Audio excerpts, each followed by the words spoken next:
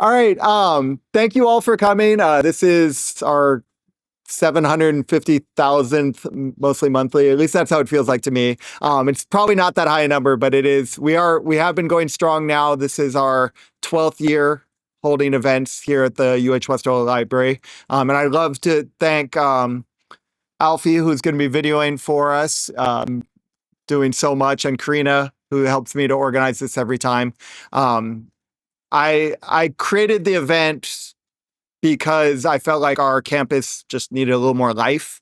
And also I wanted to kind of interject readers and writers together into a space. And it's something that I've always kind of been passionate about following. And when I realized that we didn't have too much here, I decided to try my hand at creating one. And so far it's gone pretty well. I think every event we've had has been really well regarded, and I love the value we can bring, and also the kind of the connections. This one is extra special because of our huge UHWO connections in terms of the readers we have today. I believe T said that we have the entire creative writing faculty basically for the university reading today. So that's both an achievement, but also shows us that our faculty is a little small in terms of creative writing. But I'm excited to feature it. And speaking of featuring, so today we are representing the Hoʻolana Publishing Journal 1, which can be purchased over there on the table, or if you've signed in, you potentially could win one of the two books we're giving away today. So there, you do have a chance. And also, we do have a few other things over there that you might want to take home. Thank you. I always give a shout out, even though they keep not giving me any help, but Costco definitely saves me money on these prizes. So if you don't win a squish ball, they are on sale right now at Costco. So you can go and get it yourself. They also have the Grinch ones, which were a little out of my price range.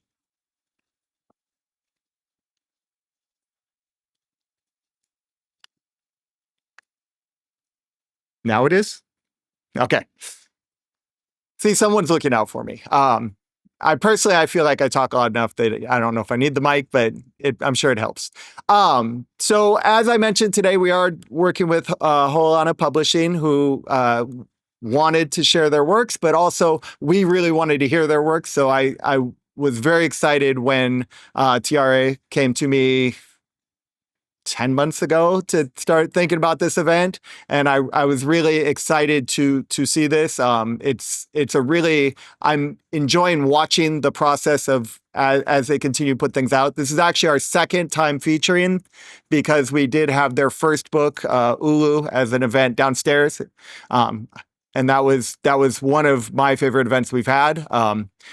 Seeing the shock on all the students' faces when the readings were happening was great. If you've read the book, you know why it's a little shocking. But it was really exciting. And then actually Kai came back again. So, and that's one of the things I've also found is the good readers come back. So I think Nandi's read for me, Rain has read for me, Tiare's read for me, Susan, our honored guest here, has read for me. So we tend to get the talent to come back. So right now I'd like to introduce Tiare, who's going to introduce what the press is all about. So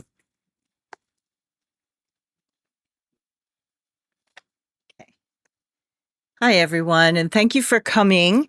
I just want to talk a little bit about what the journal is about.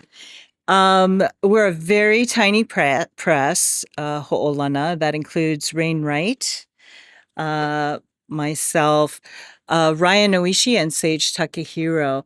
And when we first talked about this project, we wanted to pair Kumu with Haumana, right? We kind of thought, hey, Hawaii has a great writing community, but let's open it up and invite students and writers who need to be a part of the community. So Yeah, that's what we did. And what was really cool was that writers started creating their own pairings. So there were good friends.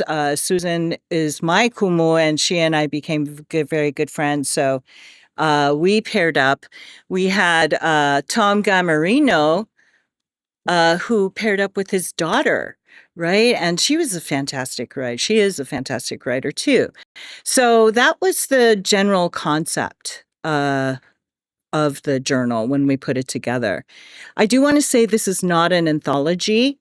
Rain's going to laugh at me, but I think the word anthology is problematic in much the same way that a literary canon is. So this is only the first journal, right? And there are many others that we're hoping to invite other writers to participate in. So yeah, that's what the writer is. Do you want to say something about Sina, Rain? I think that might be important.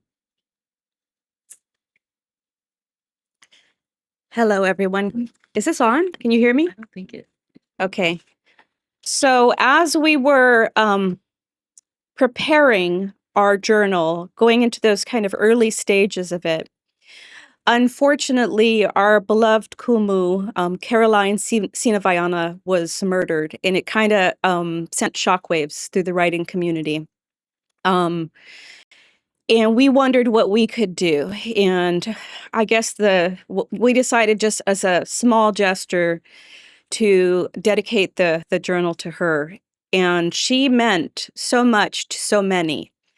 For me, she helped foster my absolute love of creative nonfiction. But beyond that, she was kind and generous in everything she did, even if it was just passing in the hallway or sitting next to her at an event. She was warm. When I was getting ready to go into the PhD program, she wrote letters of rec for me, and she walked me through that process. And she was always generous talking about my work, and what she loved about my work. And I think that's what kumus do really well, is they nurture. And she definitely was someone who nurtured. So this journal is dedicated to our wonderful Sina. Thank you. Mhm.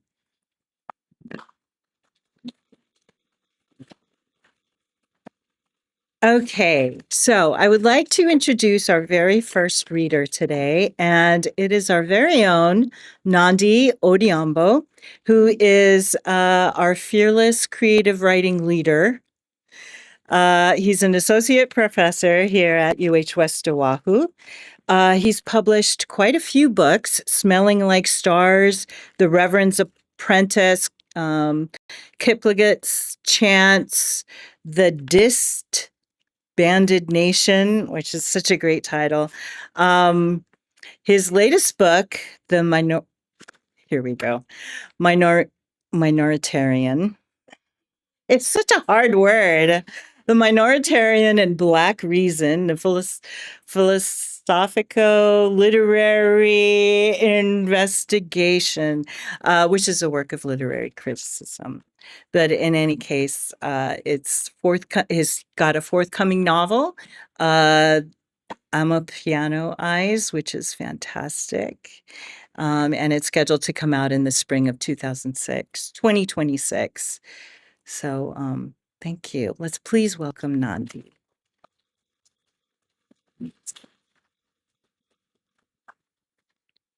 So, thank you for the warm introduction. And I just want to initially say thank you to the library for hosting this event, to Andy, who has been doing this, putting these events on for a while. And I'm really grateful for his contribution to having a creative writing scene here on campus.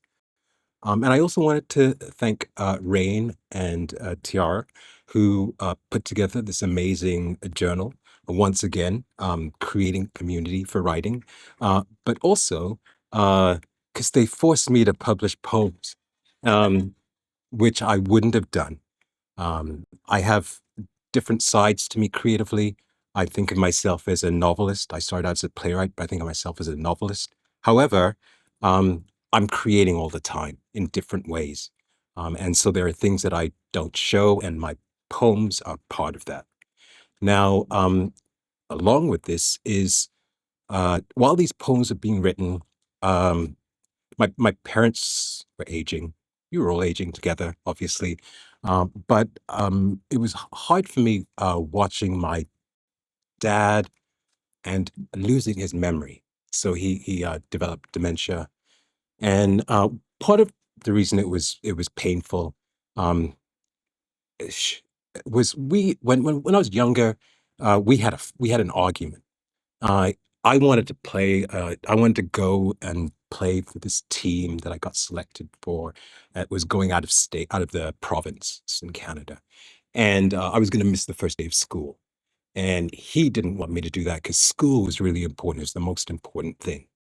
So I didn't get to go, and it created this, and it's you know for me it was a big moment. It created this rift between us. And I always thought that we would at some day sit down and have a conversation about it. So it was really doubly kind of difficult to know that I would never have that conversation with him. However, what I do have is a lot of conversations I've had with him over time that have instilled in me something about my past, where they grew up in Kenya, and my heritage being Luo and Luya. And so this poem, I guess, is a reflection um, of something that I derived from this relationship, something I wish I could talk to my dad more about, but which I am now sharing with you, which I guess is good enough. All right. It's entitled School.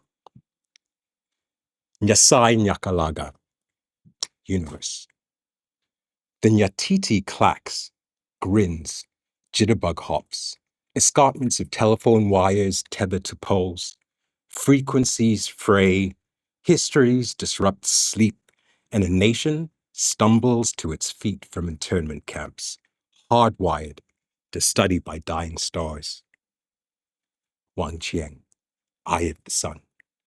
Fortnights pass in classrooms among crucifixes, gigabitten toes, pencils of broken twigs from the sausage tree, and dung floors instead of exercise books. Hono, worker of miracles. Lavender catchments, bloat baobab trees, tipsy on sunshine, sour taste of Arab wanjo.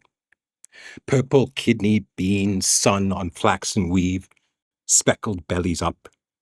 Tea pickers haul baskets on crooked backs, teetering in mulch like dancers balancing the rudi. And at curfew, roads sprout tankers give way to spike strips. Lines of trucks tilt soldiers in tan berets.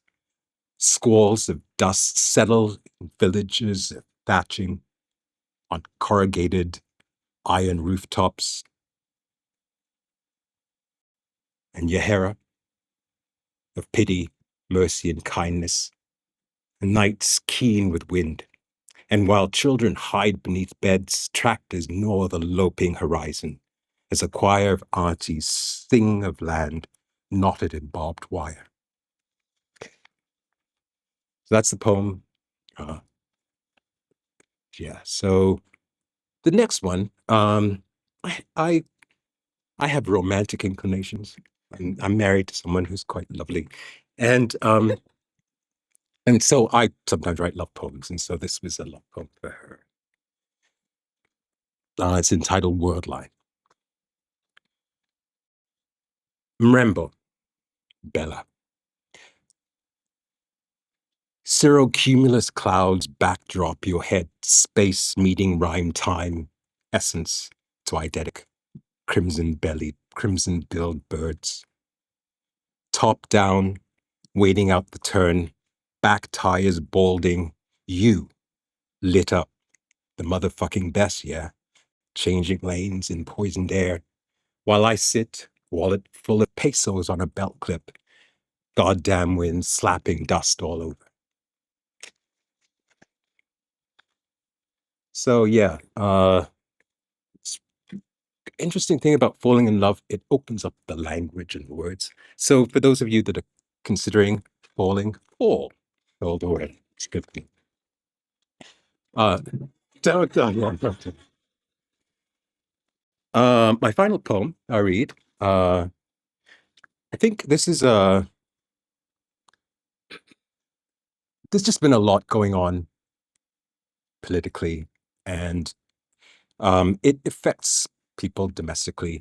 And so for me, I was just putting the two together and writing a poem about that. And it's entitled The Unbecoming. Trap beats, skillet blocks heckled by sunrise. Pianos gurgle, abandoning half notes to pant in crabgrass. Ukuleles pluck at arrangements of imported perfumes. Grills, upchuck steaks, skewered with tangy sauces, while a matrix decides which is the good life. Plugs off hind limbs, feeds on algorithms, stats. Your hand squeezing me between stars. Runs of plush trumpet spiral galaxies scatter carbon ellipses, eclipse orbs, and from a distance, microchipped codes drop-kick 100 necklaces from drop boxes in unmanned drones. Drop-kicked, dropped. 100 necklaces hit. Diesel dumps hit. Innocent bystanders. Smart zip code zipped. Your hand squeezing me between machines. At sunset, fiddle-headed beats hook underfoot. Fingers flummoxed by rings creak beneath welded skies, and terse with sulfurous deposits, a phalanx of plexiglass shields ruffle the hooded in hoods that lurch in tear gas, cordons of batons foreclosing on a clapback of jaws. Drop-kicked, heart over heel, the unbecoming toss quietly, unsaying in fits that won't adapt. Your hand squeezing me between particles, between 100 necklaces drop-kicked, between pleats and folds. Thanks for your attention.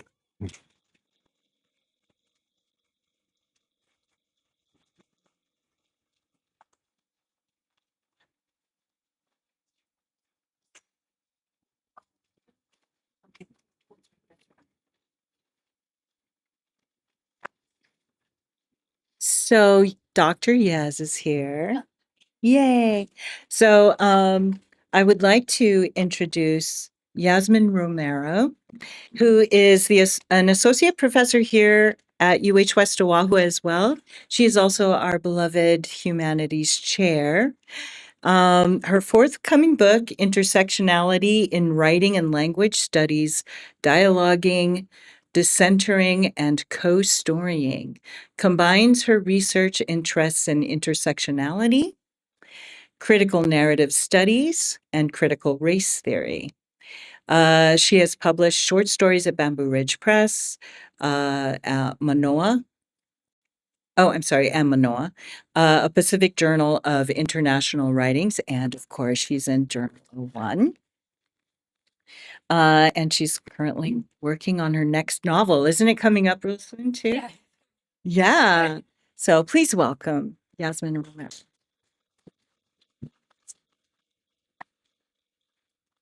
I was supposed to be here earlier, but then there was a fire. And so I have a few other announcements to make. Yeah, you're going to hear me ripping through books. But if T, Rain, and Mahina could please come up here. I the Humanities Division just really wants to thank you. We always support what our lectures are doing. I mean, I feel that without our lectures, our program would not be where it is. You inspire, you make it thrive. I mean, I wouldn't be able to last in this job without y'all. And so I just want to thank you with some lay, if that's okay. I know. Thank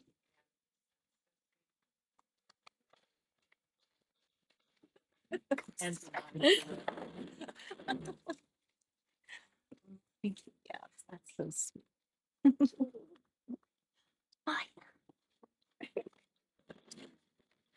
And our students. Mahina is amazing. I don't know, just working with them on DPP, Depoyo Press, which is the undergraduate journal that's gonna be launching at the beginning of December. Mahina was behind a lot. So yeah. And then last but not least, Andy, the Humanities Vision. You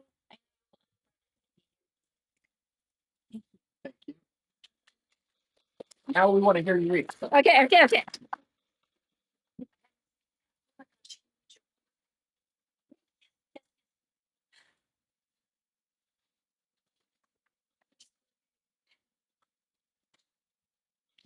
Awesome. It looks so cool. Okay. So I think what I'm gonna do, if I have time, I'm gonna read a part of the story that was published in this amazing journal that started to feature writers that we do not hear enough of.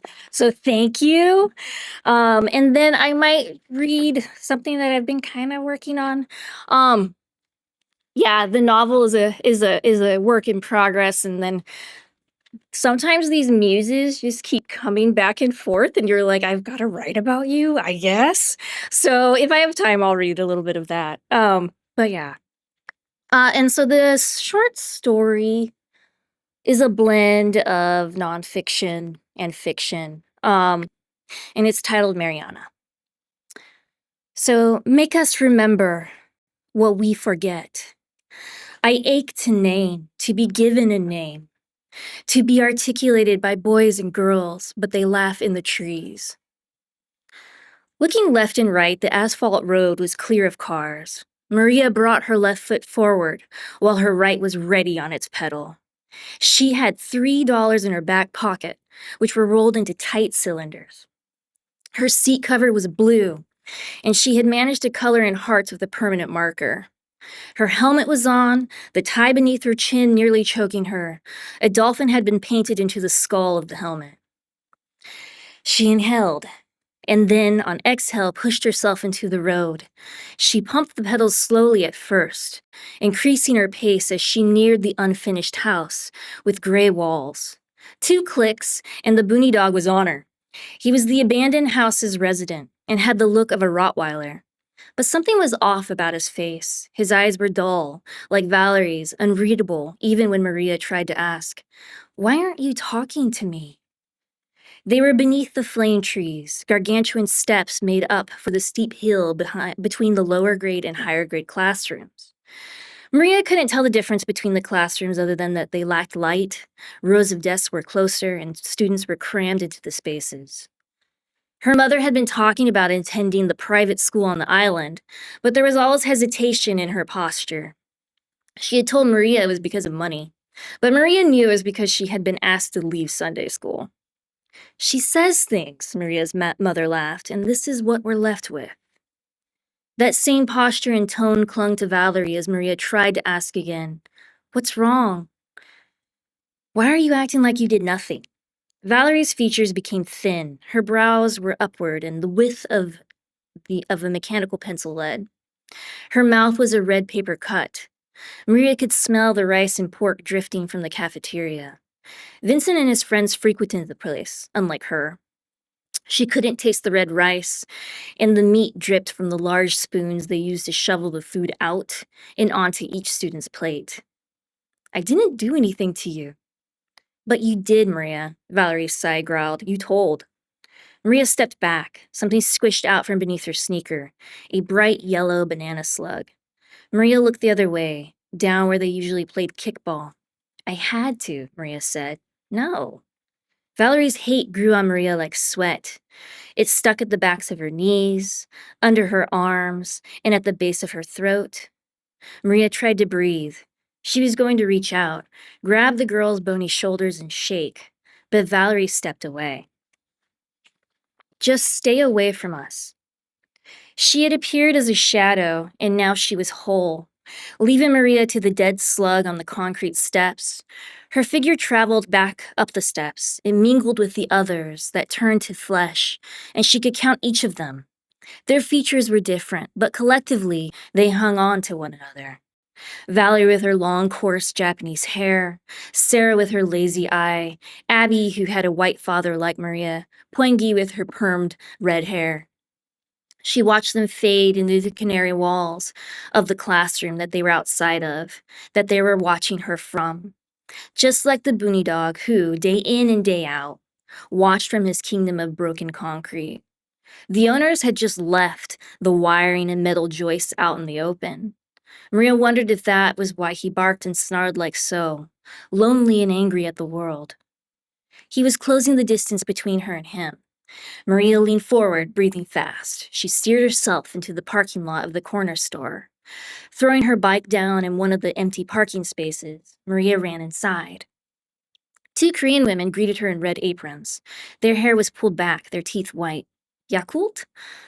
Maria brought out her rolled cash. She laid out the $3, each bill curled into one another. Maria thought of flowers. She thought of her grandmother and moved to see the sky through the glass doors. She did not hear the howl of the Boonie dog, nor did she see the seagull from the other day. He must have flown away. 6 okay? Said one of the women. Maria held the tiny plastic grocery bag in her right hand. She picked up her bike and examined for any nicks or scratches. Her bike basket, like most of her bikes, was made up of rainbow colors. Her cousins had teased her about certain colors, pink, purple, and light yellow, and so she had tried to cover those colors with the same black permanent marker. She placed the drinks in the basket to keep them safe. Maria had wanted to bring them with her to the sleepover tonight. Maria made it unscathed from the Boonie dog's jaws that snapped close to her ankle on the way home. She threw her bike into the yard and rushed upstairs. She grabbed a bag of clothes, comics, and CDs. Maria's mother stopped her daughter by the doorway. She held her by both shoulders. "Be sure you say thank you to Uncle Tom and Auntie Isa," her mother said. Maria nodded. Sliding past her mother's wide hips, she followed her father's shadow instead into their pickup that looked just like Uncle Toru's. Maria's father drove with his reggae music loud. He was singing along to it too, and so it took longer than when her mother would take her. 10 minutes instead of 6 to arrive in the farthest part of the jungle that Maria knew the family lived. The house had a back porch that emptied out onto so many trees. It was colder than Uncle Toru's house, which Agana attributed to the ancestral Chamorro spirits perched in those trees just beyond her window, waiting for the uninvited to pass by. Whilst the outside of Agana's house was spiritually and physically overgrown, the inside of Agana's house was minimalist. There was a table and one television in the living room. The entire concrete home's layout was connected to this central space, with 4 different separate wings. The kitchen, Agana and her brother's rooms, and their parents' room. They kept their doors open, with the exception of tonight when Maria convinced Agana to keep hers closed. Agana shook her head. Maria noticed that her hair was longer than usual. Her eyes were watery and wide. "I'm not going out there," Agana said. "You don't have to." Agana breathed out a sigh. "I thought you weren't serious." Maria checked the digital clock by Agana's bed, which had no frame, just a mattress with sheets and blankets and pillows piled on top. She had concrete blocks for a side table. Her walls were empty and none of her dolls were ever out. "I am serious," Maria said. She made her way to the window that Agana kept shut and curtained. Electric yellow lights above them rendered Maria's body as half shadow, half light. She tied off the curtains, hearing Agana in the background. "Why?" she said. "Why are you doing this?" Maria eased the window open, wincing at the slightest screech. She felt Agana over her right shoulder. "I need to know," she said. "Know what?" But Maria was already climbing out of the window. Her slippered feet scattered the rough, dry soil. It hadn't rained in days. She moved in the direction of denser trees, thicker. Agana stayed at the window. Maria could hear her cousin grinding her teeth, but she pushed onward. She passed thick and skinny trees. Spider webs caught around her ankles and throat. Fluttering of bat wings filled her ears until someone said, "You shouldn't be out here." Maria stopped and looked up. Through the shadows of leaves she could make out a shape, it was squat and bushy-haired. Maria thought of the squirrels back in Idaho, but this would be an oversized one without a tail. She heard its claws clench into the trunk of the tree it had been perching on. Rotten papaya filled her nostrils. A fingertip pressed against her shoulder, igniting a burning sensation. Sister Joaquina had told her she was bringing this on herself. Women can't help it, she had said as the ruler fell across Maria's knuckles. The snap of wood was the same burning, the same stabbing sensation that Vincent and his friends left in between the legs of her and those she used to call friends. Similar to the pain the creature was leaving in her shoulder on this calm night before the novena, the priest had called it the devil in confession. Maria had called it man. Mariana, it said.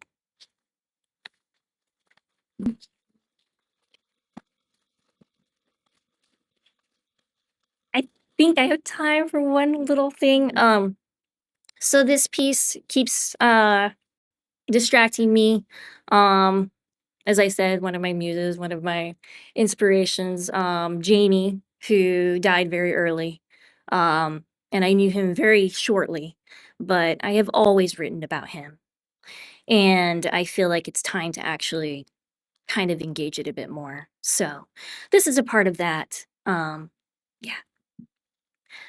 I glance up, seeing the sky unfold, and through the stratosphere, past the satellites in orbit that have killed dreams and thoughts and whispers, they say you are there, hairless and blue, even though they claim that you are the king of these giants floating in orbit, pulling your crown back and offering the whitest of teeth.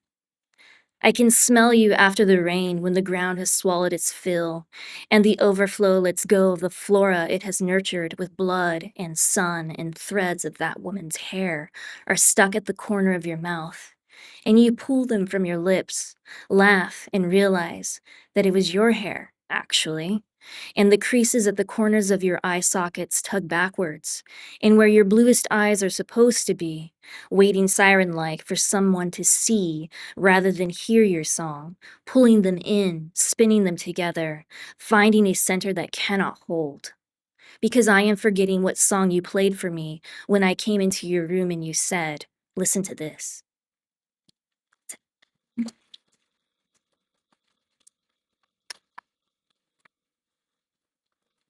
Thank you.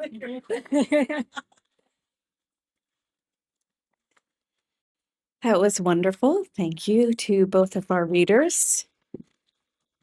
So next up, we have Mahina Kauhi, and I had the honor of teaching Mahina for 3 courses, and they are phenomenal. And I think this is one of the best things about the journal, are the haumana, are seeing these voices coming into the writing community. And this is an impressive voice. This is a voice that is powerful in creative nonfiction. This is a voice that is powerful in fiction, and even scholarly work, very powerful. But they have written poetry for our Journal 01, and they were paired with Anne Inoshita, and she couldn't make it today. I will read their author's bio, which are important, right? Okay. Mahina Kauhi is Kanaka Oiwi from Wahiawa. They work as a writing consultant at Leeward Community College, where they head the Creative Writing Club. They enjoy playing card games, studying religion, and wearing large, fleshy combat boots, even in balmy weather. Their work has been featured in Pupu a Oewa and Leeward Voices, and of course, in Ho'olana. Please welcome Mahina.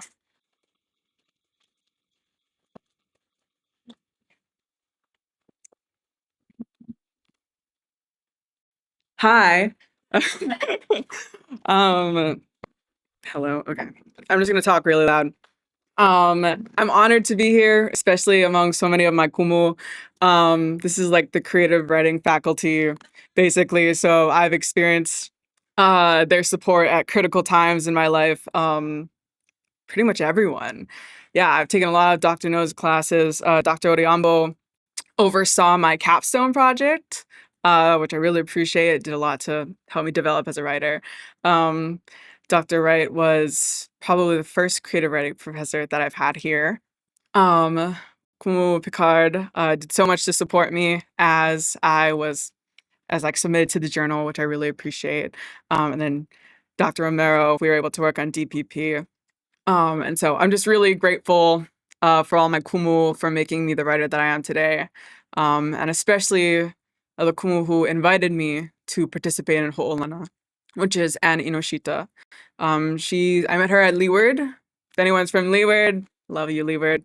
And she believed in my work before I believed in my work. I admire her poetry so much. And like Dr. Odhiambo, I count myself more as I'm a poet, but I'm not going to share it. You know what I mean?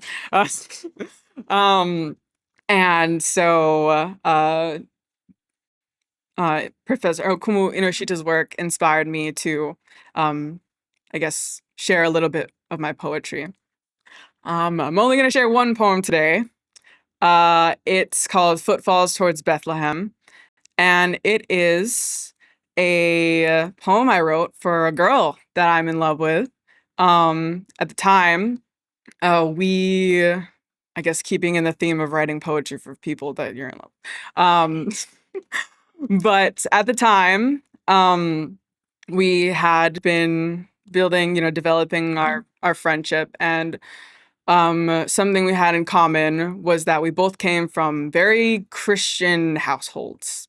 I would go to class for church every day. I spent maybe like 10 hours at church a week. And she had similar situation. Her duties, as for mine, were foremost to her family and to God. And so I wanted to sublimate, I guess, my affection for her through a medium that we could both appreciate, which is the Bible. Specifically the story of Ruth and Naomi. If anyone knows anything about Ruth and Naomi, Ruth leaves her people and what's left of her family in Moab to join Naomi in Judah, in Bethlehem. And it's crossing a border, cultural borders, physical borders. And I thought that it best represented my how I felt about her at the time and then now as well. So I guess without further ado, Footfalls Towards Bethlehem. Ruth the Moabitess, sired in the land of fathers, descended to Bethlehem in the time of the judges.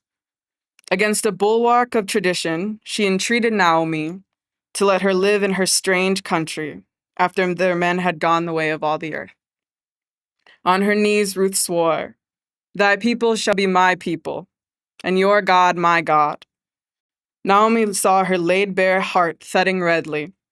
So they left the plains of Moab, land of fathers, land of gods, to journey to that bristling kingdom.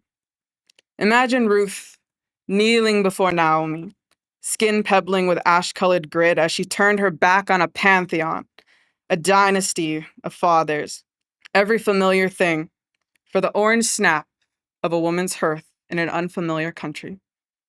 Ruth the Moabitess, the foreigner, the widow, the woman, loved Naomi. So she departed from the dear unfamiliar and walked that shingled strait, interred their bones in the caress of New Kingdom soil. Here, I love you like this, a spurned pantheon, a face turned away from the fatherland and every familiar thing. God, let me walk where you do. Love is the nerve to turn from the old and make footfalls towards Bethlehem. Thank you.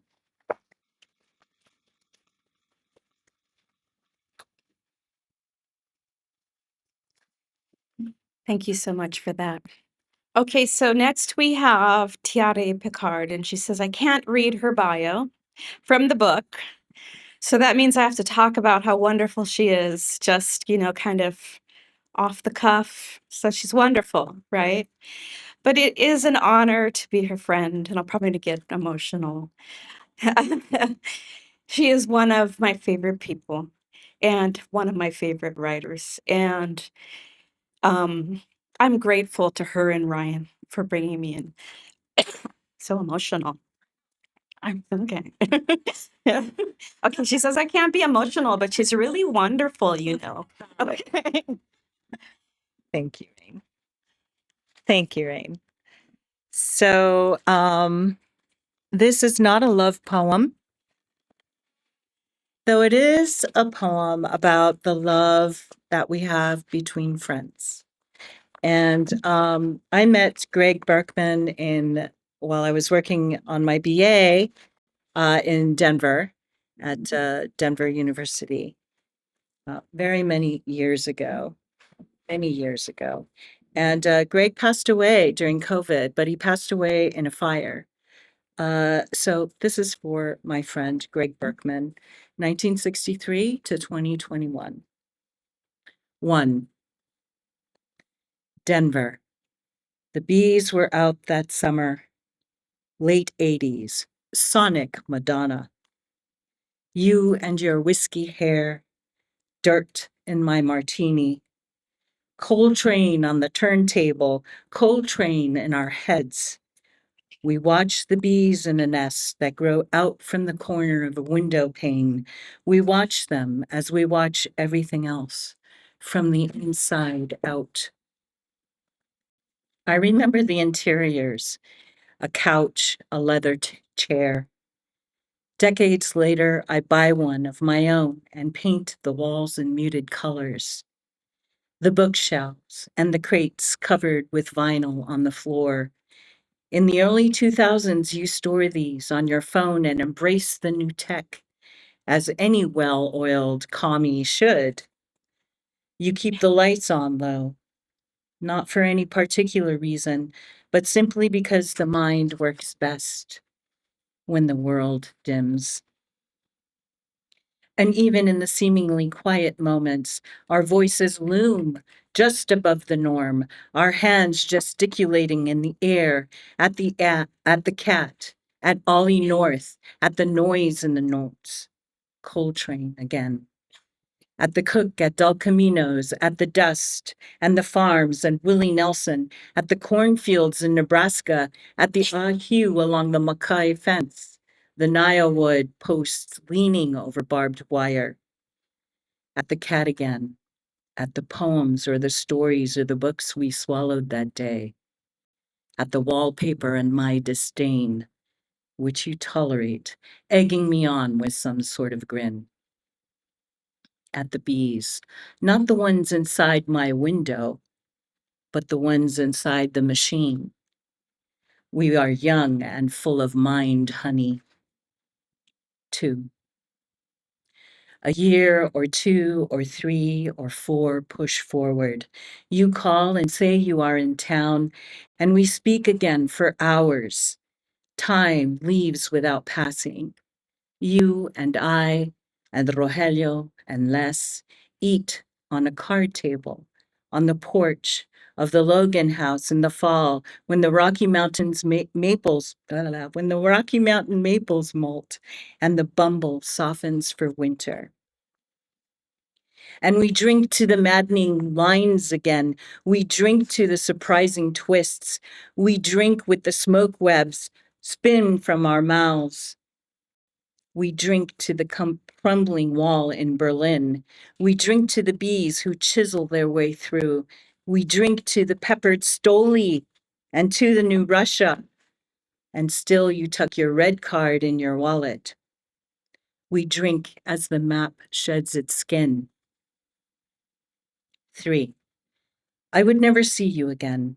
A decade or 2 or 3 pass by, and I make my way south across the border. Guanajuato, León, DF, Puebla. Back to Michoacán, Morelia, Pátzcuaro. I make my way across the Pacific again. Home, not back to the rolling hills or the white on the Mauna or the purple one on the other at dawn, but here where the mud thickens when it rains, even between the miles of concrete and noise. Konasai, lihui, kapa, manoa, aea. And our lives run parallel along each coast because bees are bees. And now we are cogs, you and I, hyperlinks, you and I, subtext. There is much I left out with you. There is much you left out with me. The interiors again mattered only as far as the chair. 4. Sent by Greg via Jesus phone. Links to Tool and their 46 and 2. More shedding, more skin, thinly laced and transparent, ancient and fragile. All that history self-contained. A poem by Ashbery, Pop Bitch, or a bit on Sarah Palin in Tweed. Obama's so hot, by Wright. Your reply, for you, a Garth Kalberg diagram of his sentences. The video of a cat leaping off the desk and missing its mark. Not funny, I say, too soon? You chuckle. You always chuckle. Or the latest by Survival Research Lab, a flyer of a guy in a hazmat suit, and the drills and the cranes and the trash and the chains and pianos. The dirt, the oil, the fire, the sting. A footnote by Greg. It is impossible to have progress without conscience. R. Rauschenberg. Or you send a random quote by Will Rogers, or your recommendation for the blues, a selfie holding a matchbox labeled cannabis in all caps. 5. And you call, and I hear of Tennessee wood, more maple, more red, and broken institutions. The wasteland ghettos or the frozen ones in Anchorage, and the time you kicked out a cab fare for bad-mouthing Alaska. I threw his baggage to the curb, you said, and left him in the fucking snow. We fathom links between your place and mine.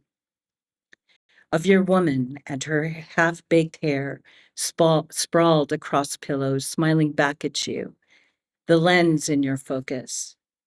Later, she would pass. And I hear you sob for the first time, a cry that would shake the wings off a bee. 6.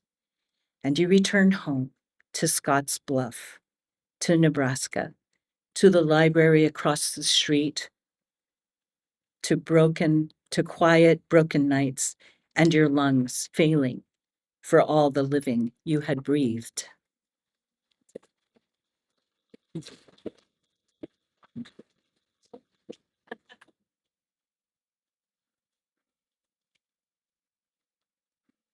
So now it's my turn to get all emotional about my dear friend and colleague, Rain Wright. Rain received her PhD from UHWO, and is her focus is in creative writing and critical ethnic studies theory from the University of Hawaii at Manoa. She currently teaches everywhere, here at UH West Oahu, over at UH Manoa, and also at LCC. Rain enjoys teaching, both creative and nonfiction, culture and literature, literature and history, and indigenous and Afrofuturism, as well as many other courses. So anyway, she is the author of The Language of Mothers, which is just a beautiful, beautiful collection. But anyway, my friend, Brain Wright.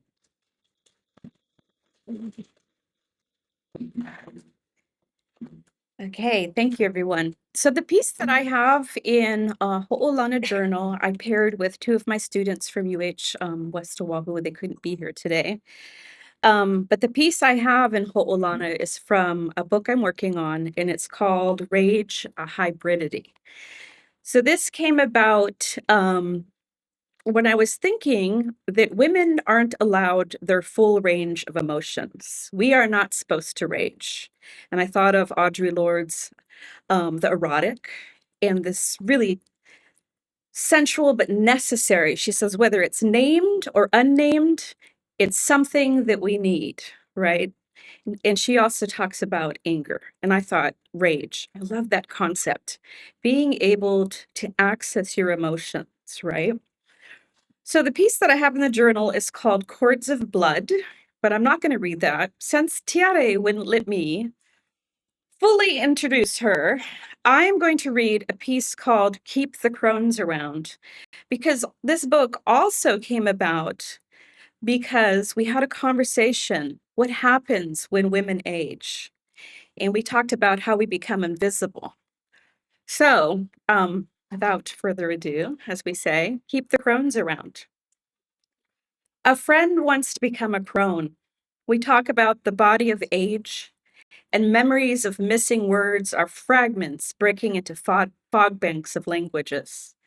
Particles of our tongues are the dust we buried under the rocks, our bare feet pressed onto his children's. And we have relationships with these missing sounds. We search for those lost. Hold on, it's not scrolling. It's frozen. Okay. We search for those things we've lost. We cut and break like umbilical, bleeding into the ocean and onto the dirt, rock, and sand shores of places like Ke'e, Kona, and Hilo. We see in passing a procession of ourselves, aging. The friend says she has always wanted a streak of gray in her hair, the darkness of her hair that moves as sound underwater.